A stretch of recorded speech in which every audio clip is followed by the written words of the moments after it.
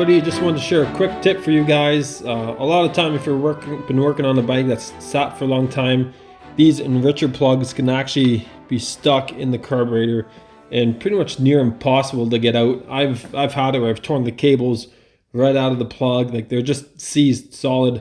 A couple of I've even had to machine out on a mill until I found this trick.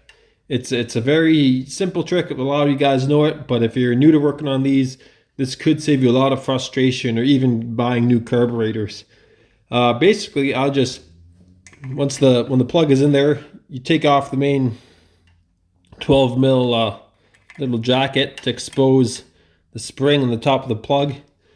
And then I'll just take whatever penetrating fluid you have, WD-40, whatever, spray it down in there, let it soak. That's never a bad thing.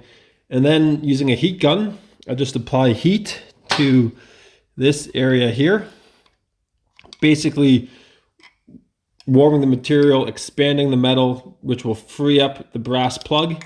And it'll take some convincing. As you can see here, I did a bit of damage. Did a bit of damage to the cable trying to yank it out. But basically, you heat this up till you think you're good to go. Grab the cable and yank. Sometimes it takes a lot of oomph. This one actually I had to use a pair of pliers. As you can see there is damage because of it. Fortunately though, this bike needed new cables regardless, so I'm not too concerned about that. But either way, that's how you free up a stuck Enricher plug.